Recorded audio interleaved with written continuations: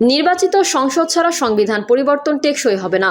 গণসংহতি আন্দোলনের প্রধান সমন্বয়কারী জোনায়েদ সাকি বলেছেন, আমরা বারবার বলছি সংস্কারের অনেকগুলো জায়গা আছে।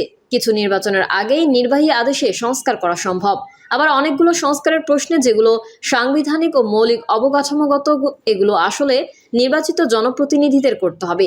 নির্বাচিত সংসদ ছাড়া সংবিধান পরিবর্তন করা টেকসই হবে না। জোনায়েদ সাকি বলেন, আমরা বারবার বলছি সংস্কারের ক্ষেত্রে যেভাবে ইতোমধ্যে ঐকমত্য কমিশন উদ্যোগ নিয়েছে, এই কাজ তাদেরই ছিল। তাদের উদ্যোগে সব রাজনৈতিক দলগুলো একমত হবে, সর্বসম্মত জায়গায় দাঁড়াবে। সেটি আমাদের জাতীয় সনদ আকারে সামনে আসবে, সেই পরিবর্তনগুলো আসবে।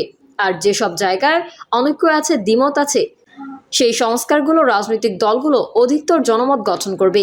জনগণের সমর্থনের উপর বিষয়টি নির্ভরশীল।